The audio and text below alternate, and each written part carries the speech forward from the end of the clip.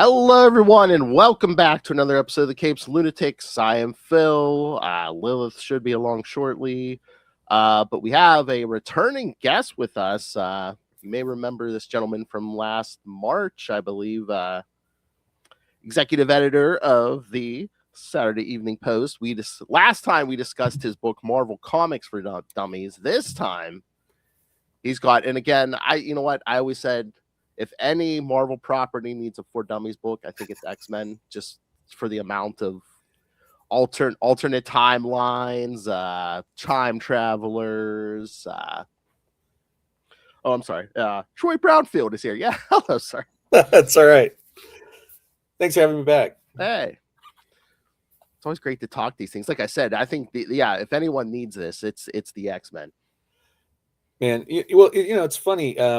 X-Men, by dint of scheduling, was not one of the original 6 titles for the Marvel for Dummies series. There was going to be another title that, for logistical reasons that will become obvious in the future, was moved back a little bit. And then there was this hole, and we were kind of talking about, hey, so maybe they'll do something else to fill this. And I told the fine people at Wiley who published Dummies stuff, I said, hey, if you decide to go X-Men, I want it. And so they did. they ended up going X-Men because they went to Marvel and they're like, hey, what about X-Men? Because Troy's interested. And they had just, I'd just done the Marvel Comics for Dummies, and everybody was like, great. And so, I pretty much started very quickly after I finished with the first one, which is why they were able to come out in the same calendar year, because the process does take a while. So it was it ended up being the 6th book of the first 6 instead. Now I don't know at this point if there would be many more. It's still a possibility. So if you guys like the Marvel for Dummies series, certainly let Marvel and Wiley know, and they're doing well, which is great. So is the big factor, like if any of these characters appear in live action, is that, or even animation or whatever, does that give a big boost? Hey, we need to do this book. Not it's not a 1-to-1 kind of thing. I mean, they did kind of start with some of the better known stuff, and Avengers, FF, Marvel in general, Spider-Man. So there was that kind of let's start with these. And I can't say if anyone had trepidation about approaching the X-Men or not, but I was crazy enough to do it. So first, hello, Lilith. As I was telling him, I said, if any Marvel property needs a For Dummies book, it's the X-Men. Yeah. It's like a George R.R. Martin book. You need like a family history. You need a big old map and a couple of maps and a lot of like red string and pins on a board for sure. That's right. You need the Charlie Day board. I made a joke at one point about having a fold-out family tree, and I don't think they. It's a flat circle if they're the Summers. That's right. Well, that's what I was gonna say. You could almost do a full book on the Summers bloodline and stuff. Yeah, it's crazy. I mean, it is a thing of, and I'll just get ahead of myself a little bit here. But the last couple of chapters, where because I did this one chronologically, Marvel Comics for Dummies was a little more conceptual. It was like, this is the introduction of the Marvel Universe. This is the history of Marvel as a publishing company. This is kind of the world outside your window part. And then we got into characters and teams and villains and whatnot. With this one, I approached it entirely from a timeline perspective. Of the first chapter kind of sets up like the various philosophies, like this is what Charles thinks, this is what Magneto thinks, this is what Cable thinks. And then we get into 60s, 70s, so forth. So when I was doing the 2010s, the 2010s, I did the 2010s chapter just to 2018, and then the other chapter 2018 to present, just because the Krakoan age was a smart break to separate those. But as I was getting into the real grit of the Krakoan age, like I have my oldest son is 20, he's a college senior. My younger son's 18, he's a college freshman. And Connor, my oldest son, I'd be like, hey man, take a look at these 5 pages from the Krakoan age and tell me if I sound like a crazy person. Because it's just like, take a look at this. And he's like, makes sense. And, it was just one of those things where, it's kind of nuts. And so as you're writing it, it's like, I sound crazy. But, I did have that backup. And not to get too in the weeds on behind the scenes, but the funniest thing, the least notes I had from any chapter, not to say that I had a lot of notes, everybody's very cool. The least notes I had were the 2010s and the Krakoan age. And we joked about, was it like nobody wanted to double check it? They were just like, dude, whatever, you're right. No. That's what we joked about it. But no, the books go through a really thorough vetting and editing process. Like Wiley has their people that look at everything, and then Marvel's people also look at everything. So when I would get notes back or edits or anything, it would be very distinct in the document. Like, this is Wiley's, this is Marvel's. And so I knew, if Marvel, and every once in a while they want to refer to something in a particular way so that it lines up with all of their materials and everything. And I get it. And so, and that's all cool. But, who's reading it and who's commenting on a particular thing. So the process is very thorough. Do you think as an editor yourself, they're kind of like, they're like, okay, he knows how to cross the T's and dot the I's, and what do they say? Doctors make the worst patients. On this thing in particular, I'm pretty agreeable. But no, I get it. It's a hard job. I mean, these are big books, and they had 6 of them. And, some of the people on the team were working on multiple of these books simultaneously. So as the books were going through, Stuart Moore had the Captain America book going, and then I had Marvel Comics for Dummies.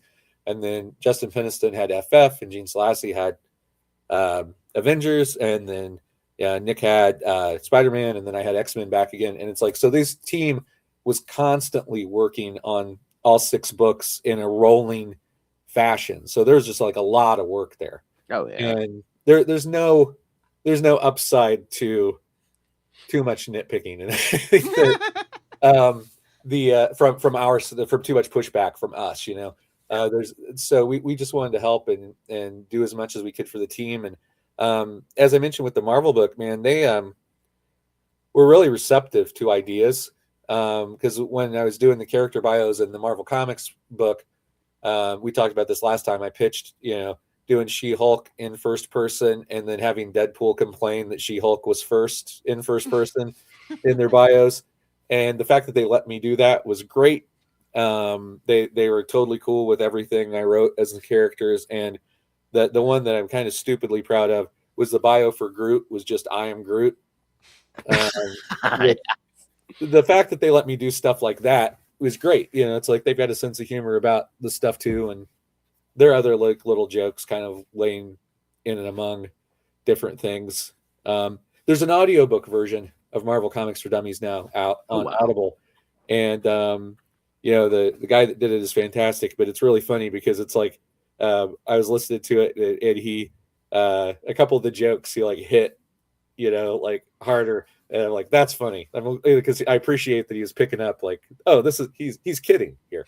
So that was nice. I mean, I guess you have to have, you have to inject some humor, especially like in the X-Men book, because there's so much information. If you're not familiar with this stuff, see how people's heads would spin.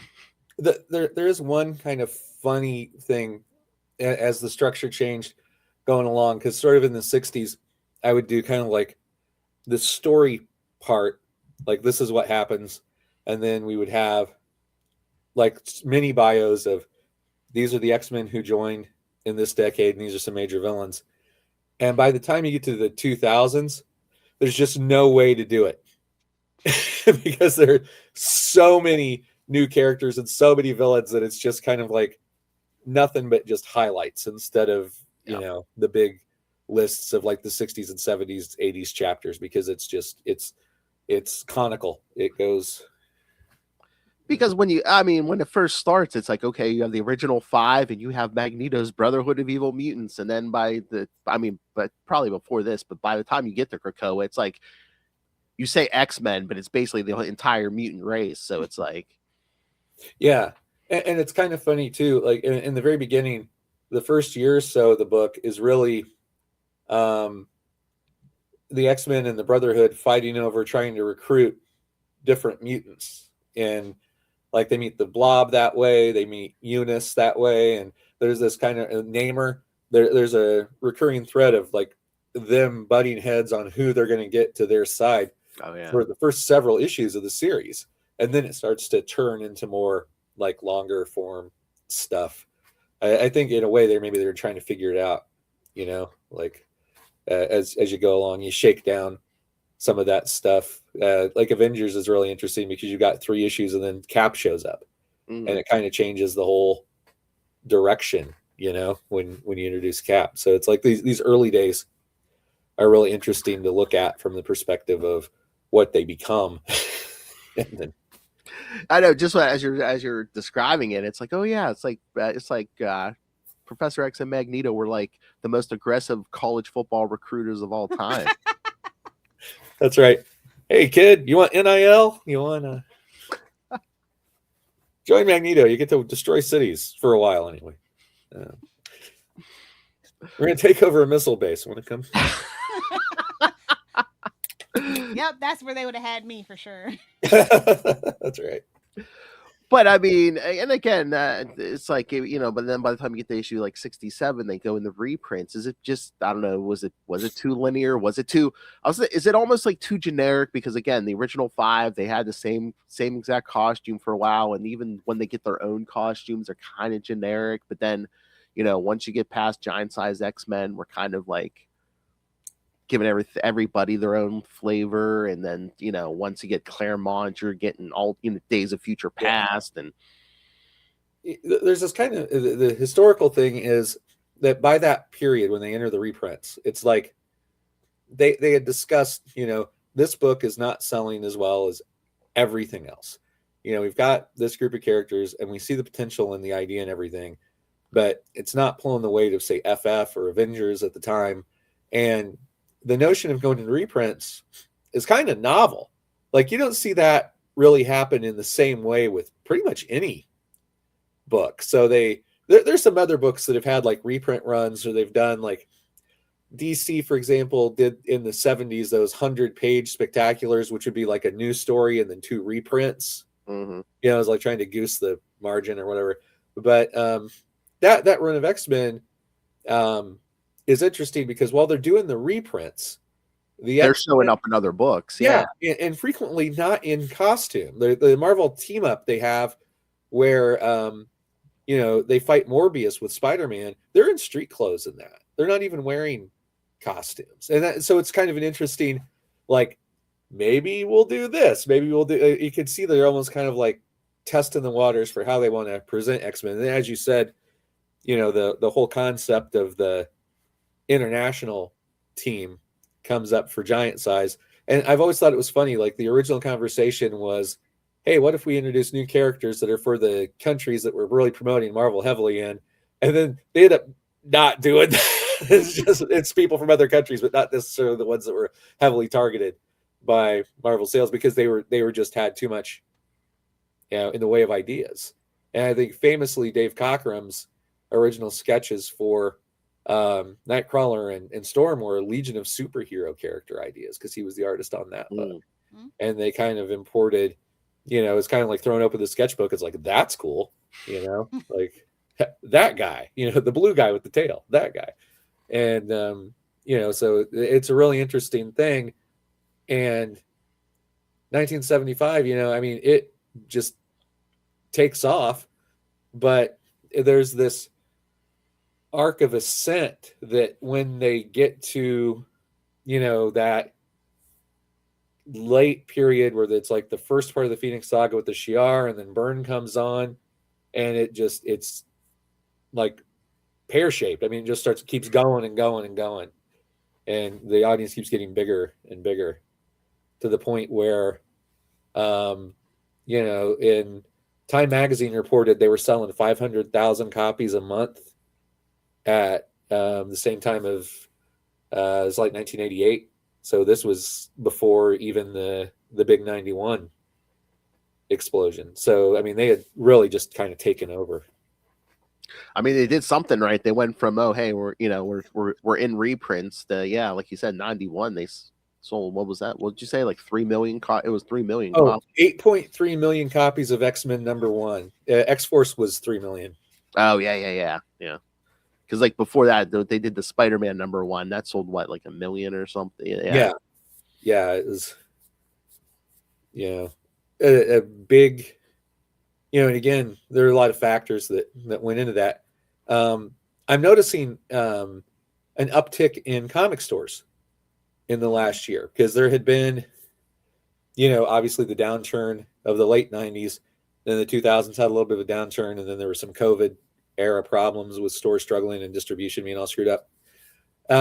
Indianapolis area, because I live in the Indianapolis area, and there are like 20 stores in the vicinity, which is crazy. Not just in the city, but in the outer.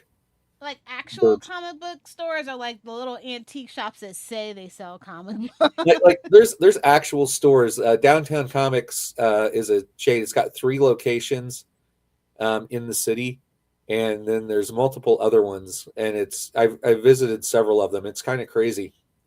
Some of them are tiny. Some of them are obviously started by people who were maybe collectors, and they're like, oh, I can easily turn this into a store. And so they did. Oh, buddy. Yeah. But definitely there's new ones popping up that weren't there a year ago. That's good to hear. So what do you think that is? Because I know, like, even before COVID, they were saying, oh, yeah, all these, like, MCU movies, they're not pushing the books. But, yeah, I have heard that, where it's, like, lately it seems like there's an uptick. Is it, like, the absolute books from DC? And I hear people, like, people are also getting into physical media again, too. Yeah, true. Yeah, I think there's that. I think it's a little bit of everything. Like, not just absolute, which are doing great, but some of these publishers have leaned into the blind bag aspect, which creates a new kind of market, collectability. Gambling. Yeah, that's right. Gambling. I was talking to my dad about this recently, because something about the death of Superman came up, and I bought, like, when it first came out, they had the black bag version of it, and because I bought a regular copy to read, and I bought a black bag one. Yep, right there. And then I waited, like, because it was close to Christmas, and I waited a couple of weeks when the frenzy was going on, and I went back to the local shop. I'm like, what do you give me for that? And because it was crazy, and they're selling so many, like, it was $100. Oh, wow. Because they were able to flip it for more than that, because people were going nuts for it. I couldn't imagine that. I find them in a dollar bin. Perfect condition nowadays. Yeah, it's crazy. It's crazy. I still have my reader's copy, though. Oh yeah, that started the whole collector. Well, it was like the kind of the downfall of the bubble. It started the bubble, and the bubble. Yeah, but people thought they were going to put their kids through college with Death of Superman and stuff. Yeah, I remember telling people at the time, like, he won't stay dead, guys. No, I know. I remember I said in 92, I was like 14. I remember the news, like there was the news. They were showing lines wrapped around the comic shops, and just like, everyone, it's just like, I remember some mother saying, oh, I can't believe they killed off Superman. My babies love Superman and stuff. And I'm just like, he's going to be back. Wouldn't it have been funny if he didn't? No. That's right. No, we were serious. Uncle Ben treatment. Wouldn't that have been something? We were serious. No, we meant it. Now, I remember it was Mark Waid talking about he doesn't get why people, like, when you advertise like, no one returns from the cave of death. The story you're about to tell is the story of the guy that comes back from the cave of death. That's like implicit in it. And, it's comics. Like, the death of, like, I don't think that people understood that, but I think people actually don't get that today, even in the MCU, the notion that dead doesn't mean permanent necessarily, because I think they're gonna get better eventually.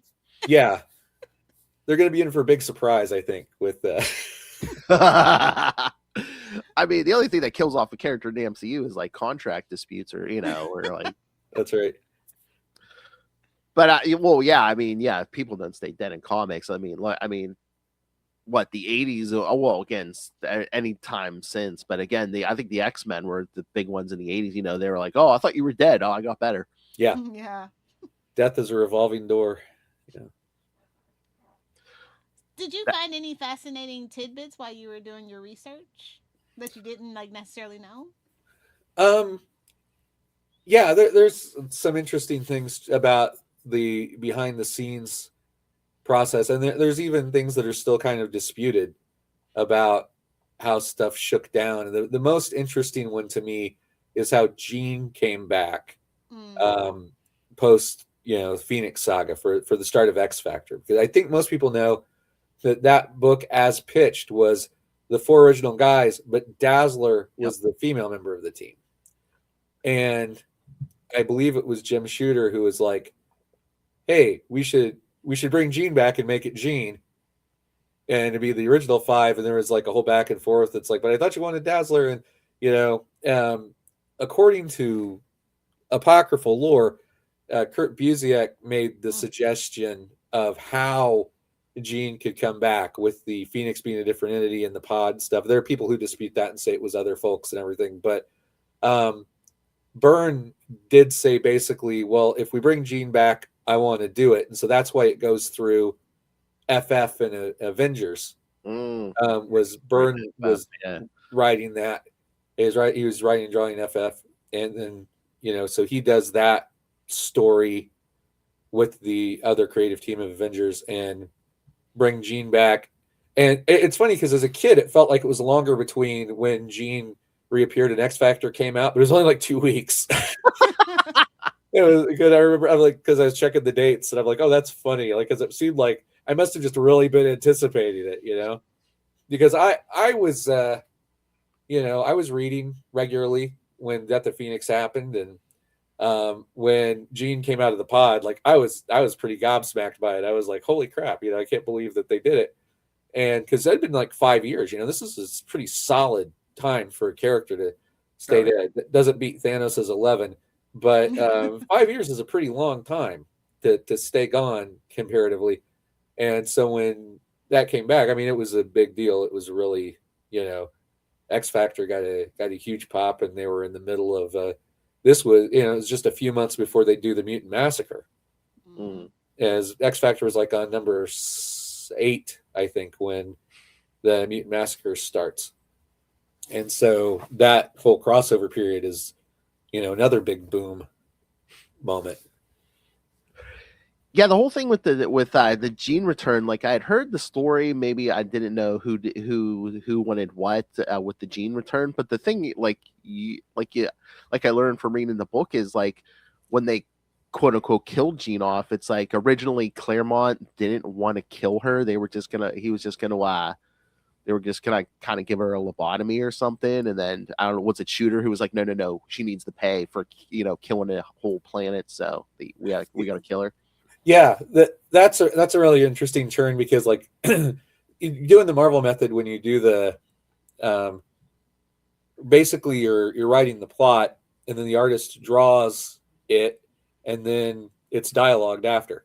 And I remember reading a couple of interviews, Burns saying, like, I drew like the planet of the broccoli people getting destroyed because it was kind of funny.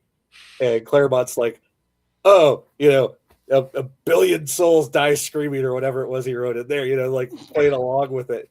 And that's what, and Shooter's like, well, she's got to die. She killed 1 billion of the broccoli people. And the Dabari. And it's like, and like you said, but yeah, that Phoenix the Untold storybook that they released in the 80s, which was the alternate ending of it, where they managed to talk Jean down, and the Shi'ar do the thing that, basically she's put in a childlike state because it damages her mind.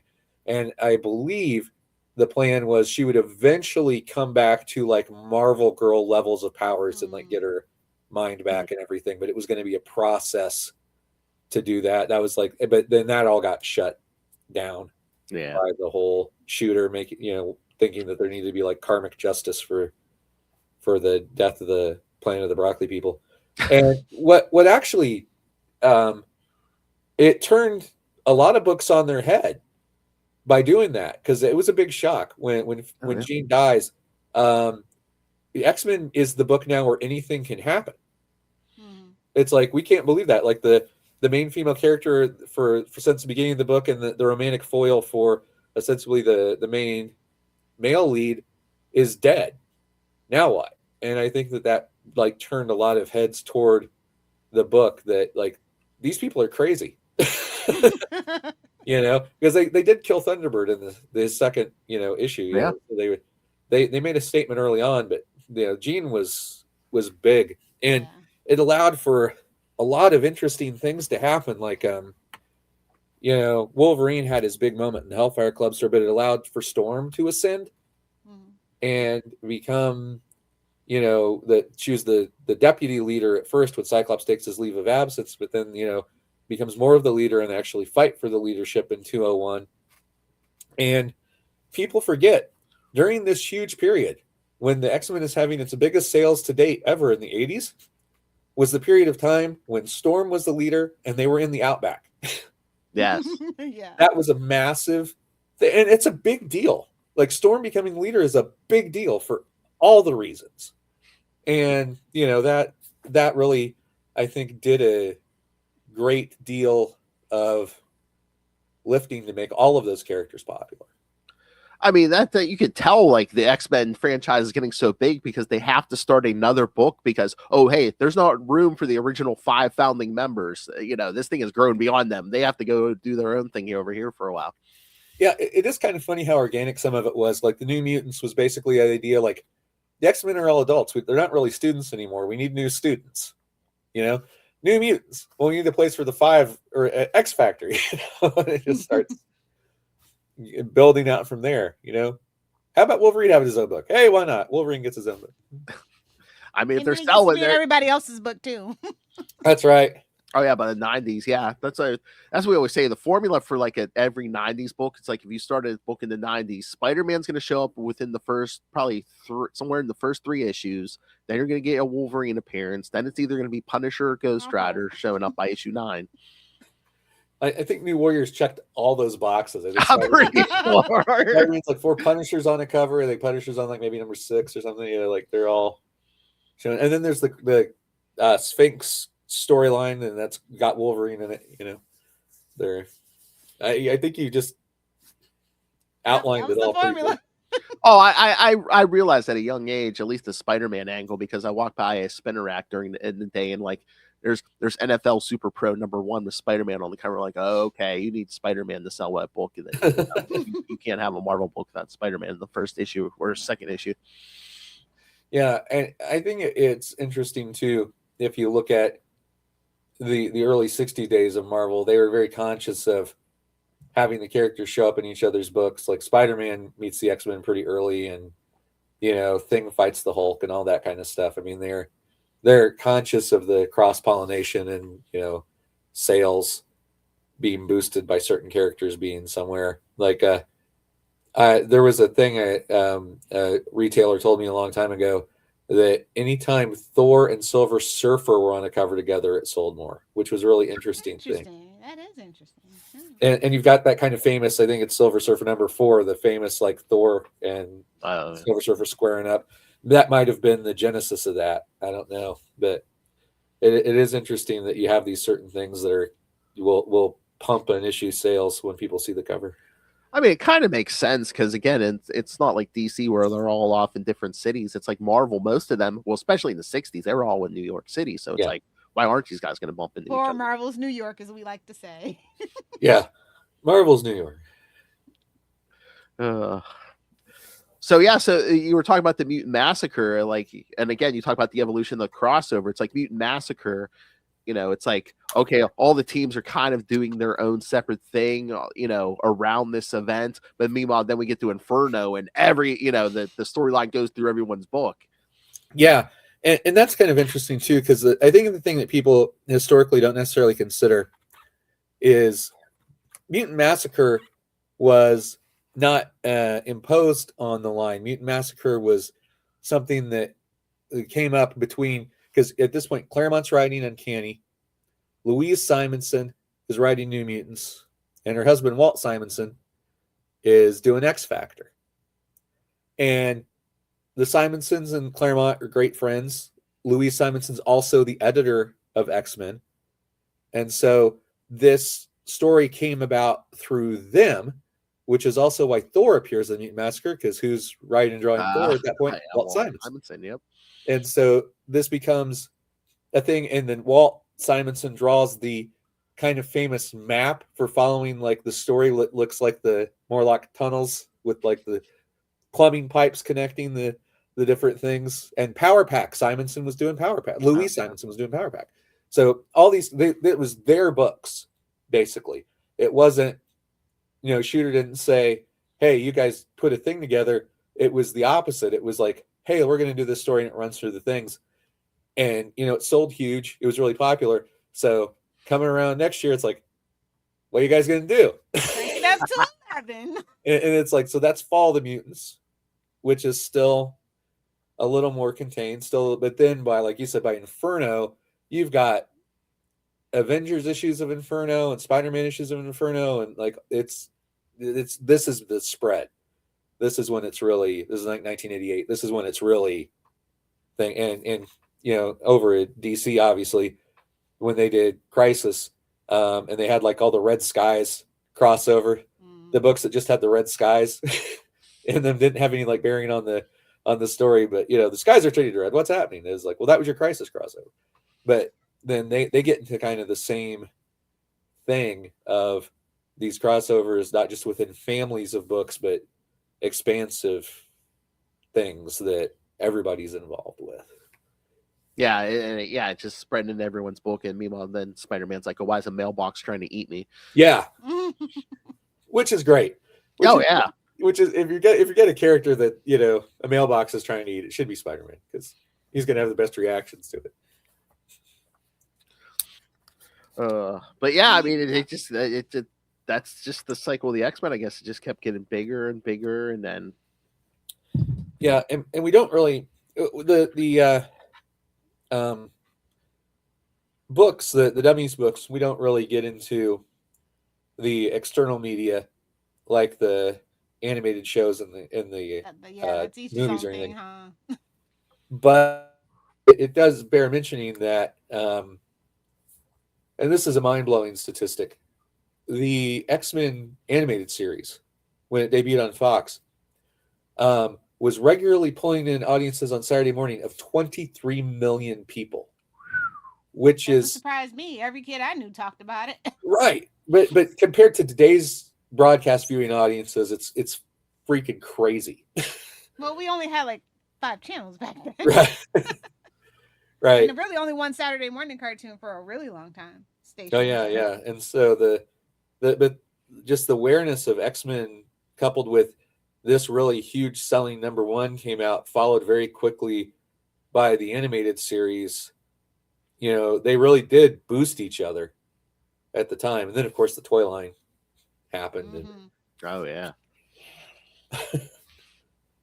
You got trading cards. I mean, they that Jim Lee trading card series was massively popular.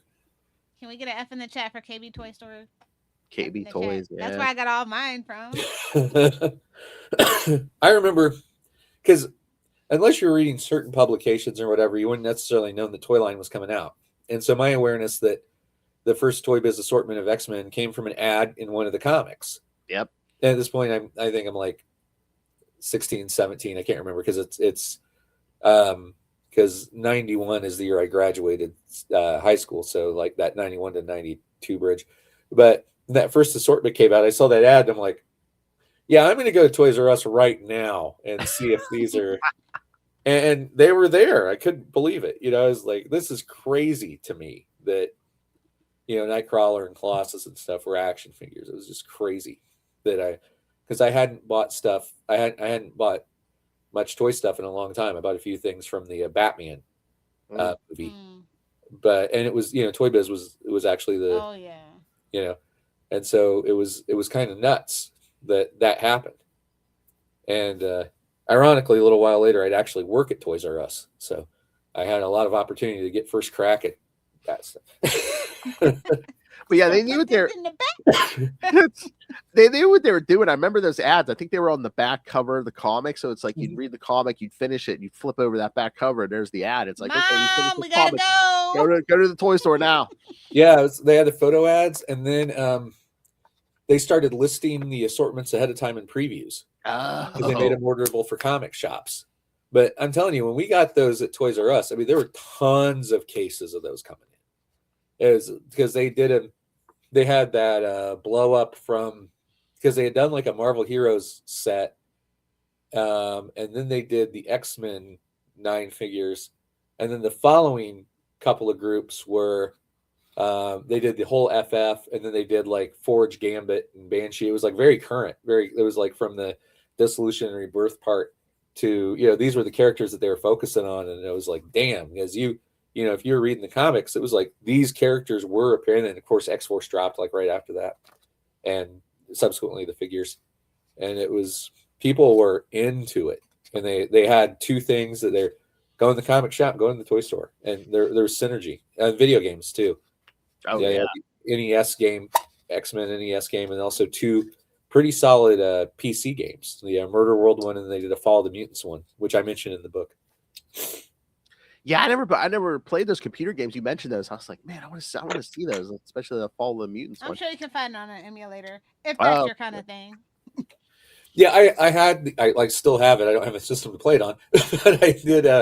I had the Murder World game, and it was pretty fun. It was kind of frustrating, but you got to do interesting stuff. The NES game was hilarious. The NES X-Men game was just an overhead view, like not too dissimilar from like maybe Contra or some of the other games of the time, like Smash TV. Here it's like an overhead shooter. Just a little quick skin. Yeah. Yep.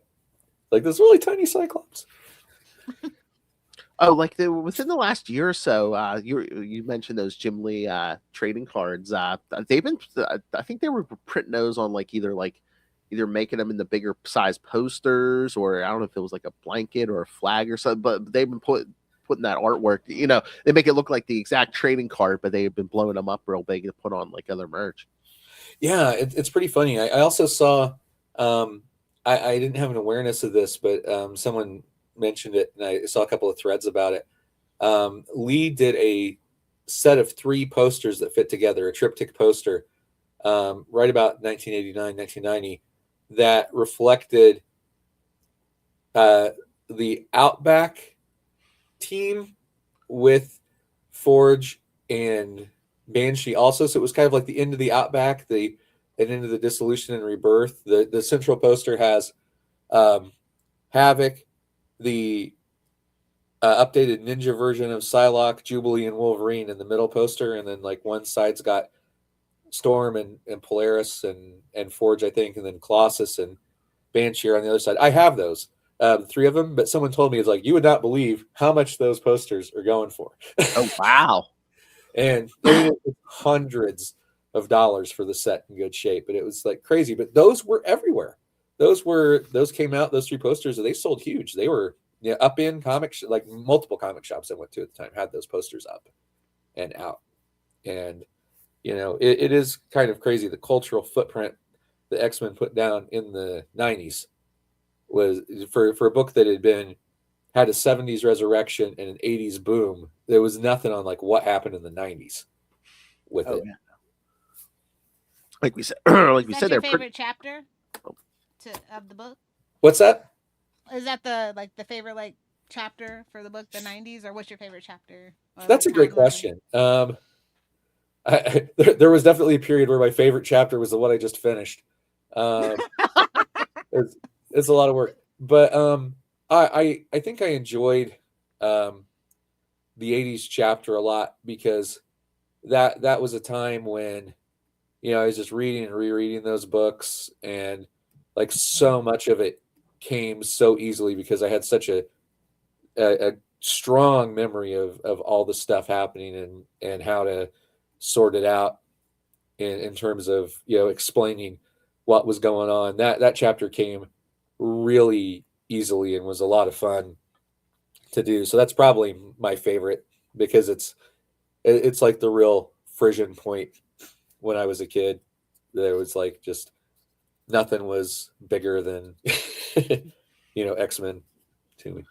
Well, yeah, I always think with these books, the hardest part would be, especially with the X-Men, it's like, how do you pare down all this, like decades of history? The brief version for dummies. If you want to get a PhD, you got to dive in deep.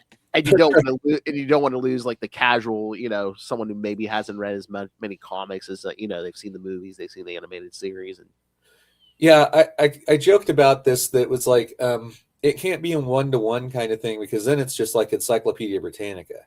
Or it's like you might as well just go read everything. So it's got to be distilled, but coherent, and still making sure you hit the big points that go along. And there's kind of a cycle when you get into the 2000s where a lot of characters are killed and brought back repeatedly, even before the Krakoa resurrection. And so I had to make sure, like, okay, if I refer to that here, I got to make sure that I specify the circumstances of how they come back. That's why in the book there's, for the Death of Wolverine story just a few years ago, like we ended up making that like a subhead to explain it, because it's like trying to explain it in the context of everything else going on was maddening. So it's just like, why don't we just make a breakout box and explain that Death of Wolverine? And it's like, great. And so that's why that's like that, because it was very hard to integrate. Like, try explaining that in Old Man Logan and everything in a couple of sentences. Old Man Logan comes in, Old Man Logan goes away. And I had to make sure, we address, when the Krakoan age starts, it's young Cable. And then we have the whole thing of like young Cable sacrifices staying in this time and going back so that old Cable can return and kick ass, So it's kind of like you've got to make sure those moments get in there, because then the rest of the narrative doesn't make sense. So like you're kind of making sure. And there are definitely times I went back and I'm like, got to put this in. As I got, get to this point and I'm like, wait, go back here. Here's a paragraph going back, because there are things that are, necessary to frame the broader story, even just the broader story. And when then it gets complicated, and as much as, and I like the Krakoan age a lot, but it's definitely complicated. And the stuff with Moira's alternate lives and the alternate timelines and, the Orcus and then Nimrod and the Dominion achieving sentience and sentience, it's a lot. It's a lot of stuff going on. And that in particular, I mentioned that thing about like hand it to my son and be like, do I sound crazy? Okay, thanks. Because it is a lot of material. I think it's another, this has happened at least since the 90s, where it's like you get a popular storyline and they push it past where they were going to end it originally. They're just like, oh, it's selling really well. Keep it, just keep it going. Yeah, I think the avatar of that is the Clone Saga. Yes. But the thing with Krakoa, I think a lot of people would have also been fine if it kept rolling, just the idea of the mutant nation.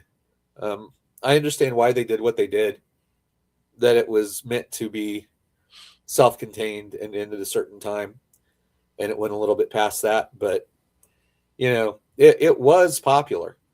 It did really energize the books and introduce a bunch of new ideas. But for the sake of endings, the whole Fall of the House of X, Rise of the Powers of X was certainly exciting and filled with lots of great, the X-Men kicking the teeth of, human supremacists in, was a pretty enjoyable run of stuff. Like it's Cyclops being on trial and he's like, now I will defend myself. The X-Men attack, like that kind of stuff is terrific. And, when they're fighting Nimrod and Scott's holding out just long enough for Storm to get there. Great stuff, man. Just like all of that is super exciting. Oh, Lorna dropping the brood on the Orca space station. That stuff is just great.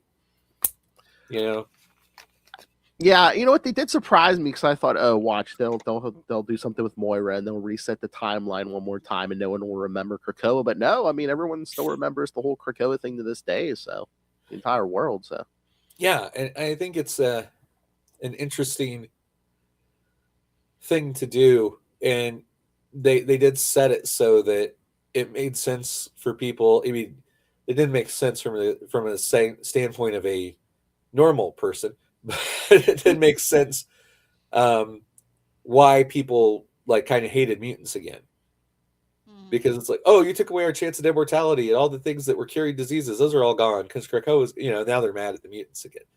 But at least it's somewhat of a believable motive.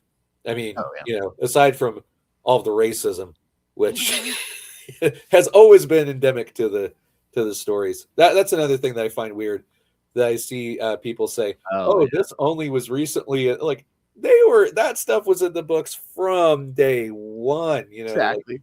Like, Iceman got rescued from a mob. They literally in the backup story talking about how the members of the team, they were literally trying to lynch Iceman.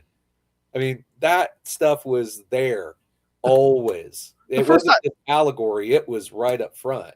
The first time we see Nightcrawlers being chased by, people with torches and pitchforks. Yeah, the villagers from Frankenstein come after Nightcrawler. They're talking about staking him. Mm-hmm. And but it's like how anyone could not see not just the allegory, but the evidence of the book in front of your face. Willfully obtuse is what my grandma likes to call it. Yes. It's just a sad, it's like the media literacy. It's like, oh, you've never gotten it. Okay. It's like Star Trek. The people that say they love Star Trek I don't think they've actually ever watched the actual original episode of Star Trek, like TOS. So yeah, well, and in there's a lot of stuff in Star Trek that is so even for the 60s, just like super progressive, and just so many ideas. I mean, even the idea of having a multiracial bridge crew freaked people out in some markets. Yeah. It's just, but yeah, I find that a lot of conversation about X-Men Online turns on people not getting it. Or like people who don't get Punisher. It's like, if you actually have his logo on the back of your truck, he probably hates you. He would hate you. Yeah. Like, when you've got, Jerry Conway and Stephen Grant people saying, like, he would not like you. It's like, Jerry Conway's like, I only created the guy. And what's that noise? Whoosh. Yeah, that's right. And, Jerry Conway has spent years as a producer and writer on Law and Order. So he gets, like, he's got experience with the law enforcement side, the Punisher side. He's like, Punisher would not like you. Maybe Olivia Benson. Everybody likes Olivia Benson. But I don't see Olivia I'm more Benson. Of a Stabler gal myself, but nothing wrong with Stabler. I have a very Stabler-esque head. But I got to say, I am a little saddened by it, because, again, for some of the reasons I articulated, like the fact that in the 80s, we didn't make a big enough deal about it. We probably should. Storm being the leader in the 80s was a big deal. Oh, yeah. And, just like Monica Rambeau becoming Captain Marvel and taking the Captain Marvel name in the 80s was a big deal. Or when her and Black Panther lead the Fantastic Four. It's one of my favorite Fantastic Four arcs. Oh, yeah, that's great stuff. Yeah, it's I think that, it's not like they never tried to make it clear. Yeah, and again, I mean, the formula worked. I mean, again, when the book was 4 or 5 white kids, I mean, it went in the reprints. Once we get it, an international team, all of a sudden, the thing just skyrockets. Yeah, and well, the the templates for the archetypes are there, but like maybe like the template that it was laid over just wasn't as relatable or as as it needed to be. And like I said, if that book was like out now, it'd be dead. Like they gave it time to grow, and like sometimes that's just what you need to do. You need to retool, and you have something. And then a lot of times now, like nowadays with the Netflix attention span, they just want to kill it. Oh, it didn't do good in the first 3 books. Kill it, kill it, kill it. Yeah, that's a really unfortunate thing about the market. And you hit the nail on the head about books growing. It's not like there weren't short series of the 70s and 80s, but people talk about books ending soon or whatever, but like Spider-Woman had 50 issues. That book didn't fail. I mean, it had a long run, right, for that time. And then some of these other licensed books and stuff, the Micronauts and Rom, they ran Rom ran 70 plus issues. Micronauts had a big run and then got his second book. Dazzler had a healthy run. These books that were like, oh, well, these books ended. Yeah, but they ran for years. They had fans. Not just like 7 issues. Like yeah. Unfortunately, some of these modern ones. Right. Like New Warriors ran for 75, the original New Warriors. But now like Lilith said, this book, 5 issues, didn't make it. F in the chat, you're lucky to get a trade. Yeah. Yeah, I mean, it just seems like, oh, well, this isn't working. Well, we can just cancel this, and we have another series we can put out here. And now I think it's with Marvel, it's like, oh, well, we got a TV show coming. Like I think isn't Daredevil Born Again season 2 starting in March? Oh, that's when they're releasing the new. I'm sick of the number ones. Like, if you had to do just a history on the number 1 issues of Spider-Man alone, that's a big, healthy, thick book. Yeah, because like, how do you feel about this, Troy? Because I get a new shiny number 1, but I almost feel like that would maybe like confuse new readers because it's like number 1. Well, which number 1 is it? The one from this year? Is it the one from like 2 when years we're ago? reviewing, I have to ask, so which one? Yeah, what volume? Yeah, which volume? I think that I do think that it's kind of problematic. I think that's the thing that like the comic shop has to help you with. That like maybe a good comic shop will rack them appropriately or will help you with that. It's also the bonus of things like the Epic collections that are collecting entire groups in order at a time, because some of those midstream trades from series can be really confusing. Oh yeah. Especially when you've got multiples of, like you said, like New Avengers, right? You've had multiple runs of New Avengers, and someone's going, I'm looking for New Avengers. It's like, well, here and here and here. It can be confusing. And I think that the whole of the industry loves a number 1 because the number 1 is always a punch. A little PR, it's a little splash. Yeah. Yeah. But and you mentioned Wonder Man. With Wonder Man dropping on Disney Plus, they're doing a Wonder Man miniseries, which is the first one he's had in a while. But his book had a pretty healthy run too. His solo book that was like 30 issues. Yeah, which isn't bad. I was just looking at it as like 34 issues. And again, and then there was other things, outside factors too, like Heroes Reborn was coming and stuff. So.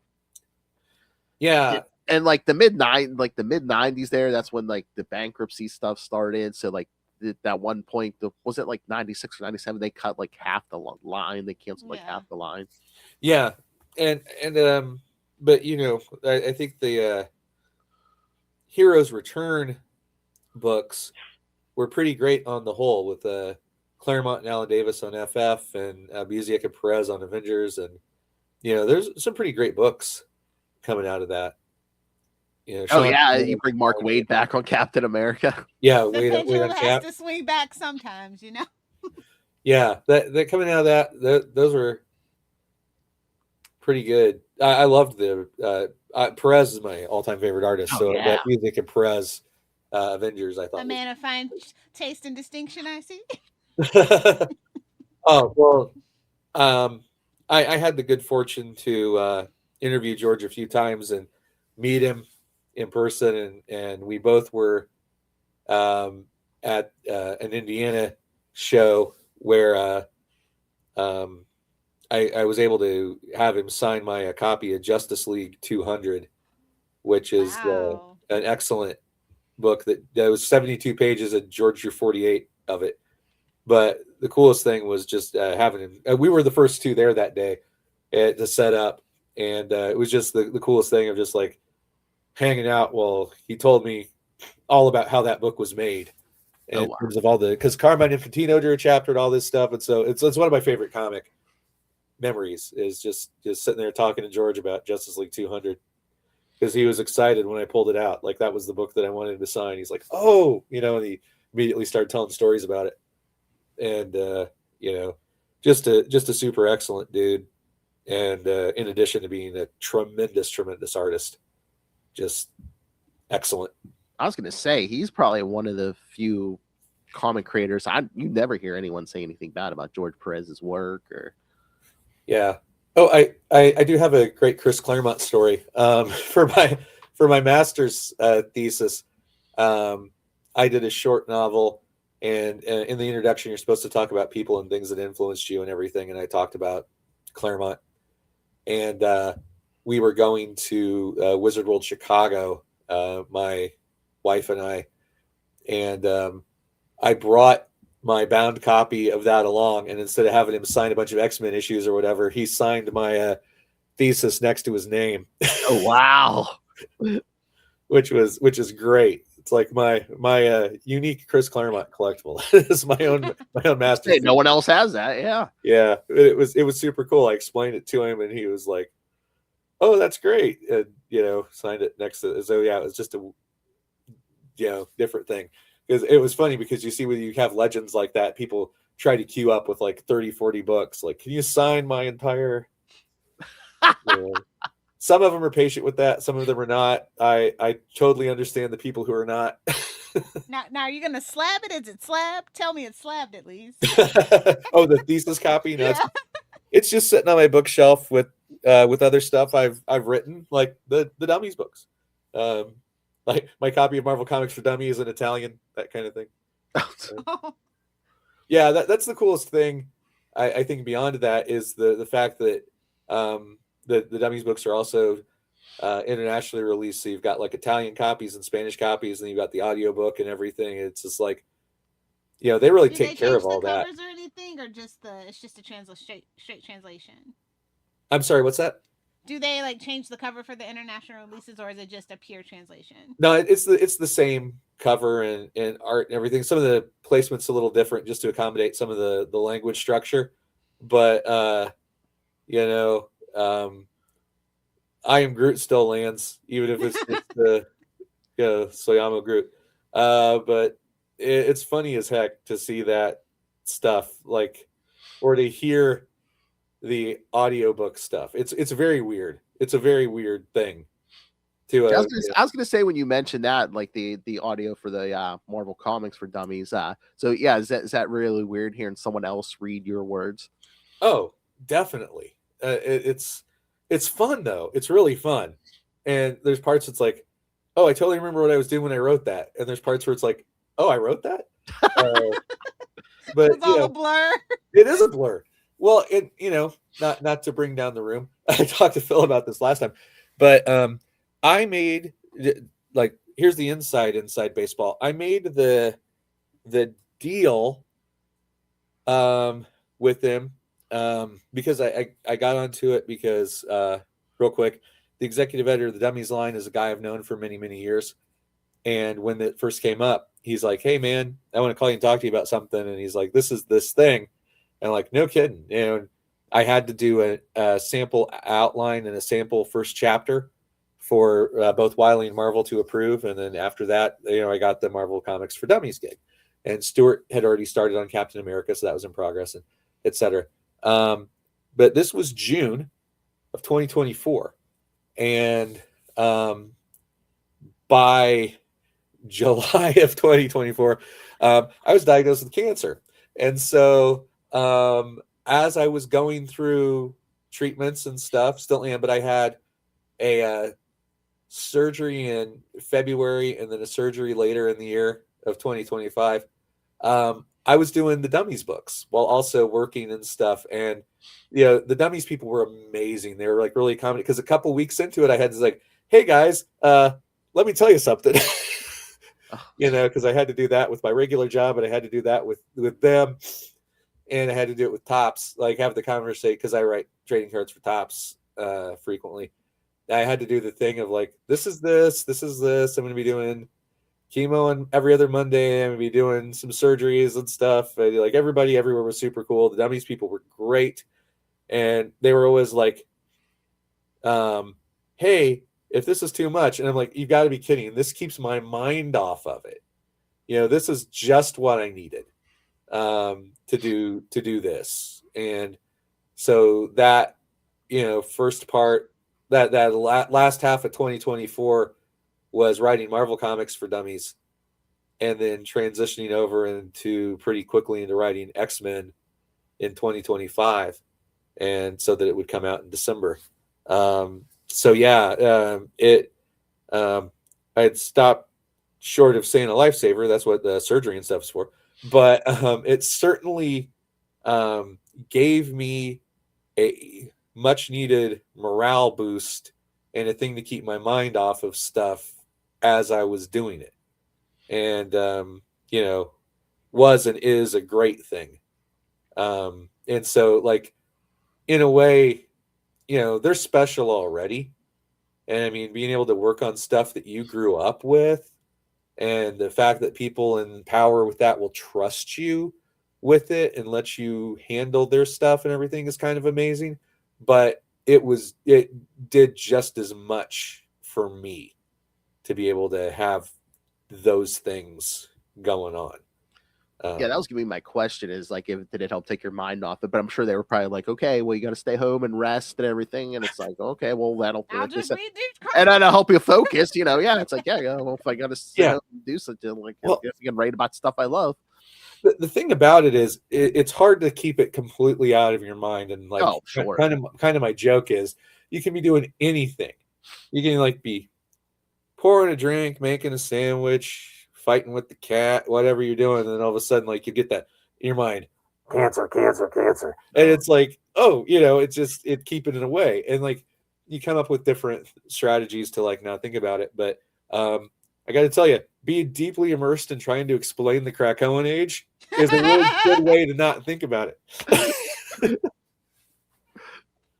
But it's overall, everybody from Wiley and Marvel was tremendous to work with, and given the opportunity, I would definitely do it again if that became something to be done. Do you have another dummy book idea in mind? Well, I mean, all I can say is, you know, I think everybody's pretty happy with how they did, and I wouldn't be surprised if more stuff happened. I wouldn't know how immediate that would be, but I would not be surprised, and I would love to be a part of it if it were. But you know, as far as that goes, all that stuff is always in the hands of larger forces. Yeah. You know, but I do feel like these did what they wanted them to do. I think there's a lot of visibility, and you know, it was weird to see my name in People. Oh wow! When they announced the books, that People ran an article on it with like, you know, and it's like Captain America for Dummies by Stuart Moore, or Marvel Comics Stories, or like, what? Get out! You know, it's like you're in between Jennifer Lawrence and Jennifer Lopez. It's really weird. It's really, really deeply weird to see that. And but it is you know, it's evidence of how far-reaching Wiley as a brand and Marvel as a brand are. They sent me pictures at one point while I was working on X-Men from the London Book Fair, that it's like the Marvel Comics for Dummies was in the center of the table at London Book Fair. I'm like, that's batshit crazy. You know, I mean, it's just that whole thing of like how it travels. You know, when it's in the hands of like a big company, like the two of them. So yeah, I do think that it's been doing really well, and I'm glad to see it, and I'm glad that I've known Stuart like at a professional level, but Gene Selassie and Justin Peniston were guys I recommended too that ended up getting to do. Gene did Avengers and Justin did FF, and so I also had the added bonus of having two friends working on theirs at the same time I was working on mine. Mm. So we would have conversations about like, hey, how's it doing? Hey, what's yours looking like? And we talked about formats and stuff, and it was cool because we were all in it together, and like Justin and Gene, I'd worked on with comic stuff before. We were part of a successful Kickstarter together and did some other stuff. We've got some people that we talked to in the writers group kind of thing. So it was cool to be doing it with friends at the same time. And like I said, Steve Hayes, who's the executive editor over at Wiley, I've known that guy a long time. I don't want to say, but yeah, we got to be friends in the music scene in Indianapolis many years ago, and so it was just very cool to also work with him. Nice. Sounds like a great process overall, and an amazing book. Turned out really great. Well, I am so glad that people enjoy it. I've gotten lots of people have said lots of nice things, which is always good because I've been on the opposite end of that. X-Men fans can be a bit of pedantic assholes. Well, I've actually the thing that the best comments honestly about the X-Men book I've gotten are how clear they thought it was, which I take as a huge compliment because of all the work that went into making sure it was clear. Yeah, I mean, I've read comics my whole life, and I know all the minutia. But like reading the book, I'm like, okay, if I didn't know 99% of this, I think you laid it out pretty clear. It's a nice little roadmap here. It's like, okay, there's the 60s and the 70s, and it kind of started exploding in the 80s, and time travel, this, that, Age of Apocalypse. Okay. And I will say one other note. The art that's in the books, first of all, Wiley does a bang up job of reproducing the art in the books. But we as writers picked all the art that was used in the book. We had the opportunity to do that. So when you see, Glob Herman or whatever pictures, those are all pictures that I picked, and same with the other writers. We got to wow, that's really cool. Yeah, they kind of we basically, was it like a vault? Like open up a book? Yeah, basically Marvel Unlimited. Okay. We were all, and we had this is probably boring inside baseball. We had basically Excel spreadsheets for each chapter where it was like we would put in, and they're all numbered. This is part of the Dummies format where they're numbered for each chapter, like figure, 1-1 for like chapter 1, figure 1, etc. So we would make the things to like put in, this is the images we want, like this page, this cover, whatever, and the team would then do that and procure the art and lay it out. But it's cool to be able to have that level of involvement. So like the full page of Wolverine's big scene from the Hellfire Club fight, or things like that I knew were like, these have to be there. These are keys. Or Jean destroying herself with the cannon on the moon in X-Men 137. Those things, like those moments were going in. They were already in my head that we had to have those pictures. I mean, it is such a visual. It is a visual medium, so yeah. I mean, those pictures are it's as important as your words. Iconic, yeah. Yeah, and it really does not just elevate it, but like I said, the transfers that Wiley did, they look great. I mean, I'm just incredibly impressed by how good everything looks. They make really great looking books. Oh yeah. All right, Lilith, do you have any other questions for Troy, or should we let him go? Yeah, I just have one more question. What's one question you can ask a group of X-Men fans that'll definitely start a fight? Interview so many people and hear so many stories. What do you think's one thing you can start a fight with? Mine would be, Cyclops is better than Wolverine. Discuss. Oh, I thought you were. I thought you were going to go. Troy Brownfield. I thought you were going to go the Gail Simone route. Is a Cyclops optic blast, concussion, or heat? No. What's funny is I will say this. I was a Cyclops guy from when I was a kid. When I started reading it, was my first issue was 125, beginning of the Proteus saga, and I like Wolverine, but I was always a Cyclops guy, and I can't tell you how happy I am the validation of that the past few years. Of everybody turned the corner on, like, oh yeah, Cyclops is awesome, because I think there's this weird thing where there's like, oh, he's the stick in the mud. He's not as cool as Wolverine. And it's like, now he's like telling the U.S. government he's going to drop the Juggernaut on him from orbit. That's Scott Summers. He's always been that guy. He's the guy that was willing to fight Captain America. He's that guy. He's willing to, because it's like, when you think about it, the X-Men were kind of child soldiers. Yeah.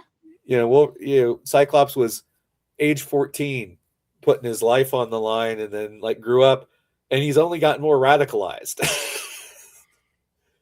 and deservedly so. His character is super interesting. And the fact that he went from sort of a conventional action hero to revolutionary guy is a really interesting arc, and I'm pleased to have seen that play out both in the comics and in animation. Yeah, I guess he's getting his own series again here soon.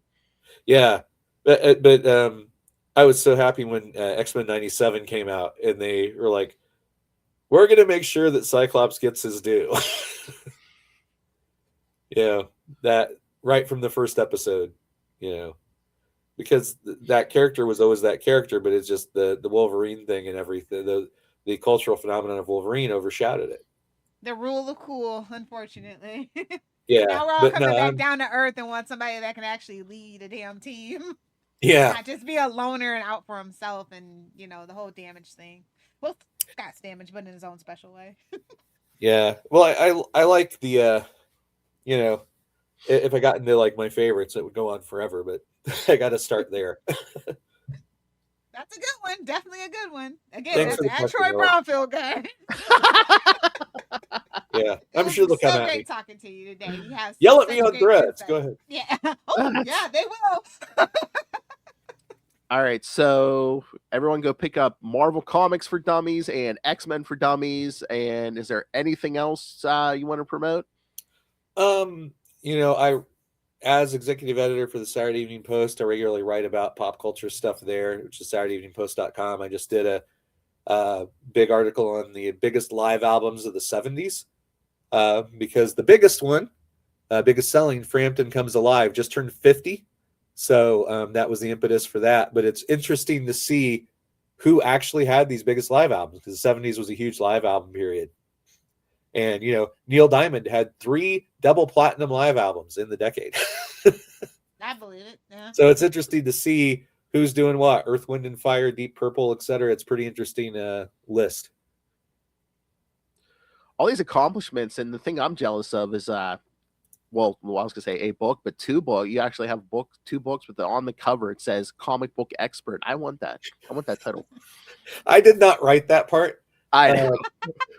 They put that on. I laughed and sure, Now you can literally have a badge of honor. I mean, if you're writing a book that detailing, the history of the Marvel universe or the history, I think it's safe to call yourself a comic book expert. Okay, I will admit to doing this one time, but I was in a discussion online, and there was some bit of minutia that someone was quibbling about, and I'm like, no, it's literally this. And the guy's like, well, how do you know that? And my response was a picture of the cover. Oh man, I gotta write a book just so I can do that already. And it was so petty, but so fulfilling at the same time. It's like the one time I allowed myself to do that.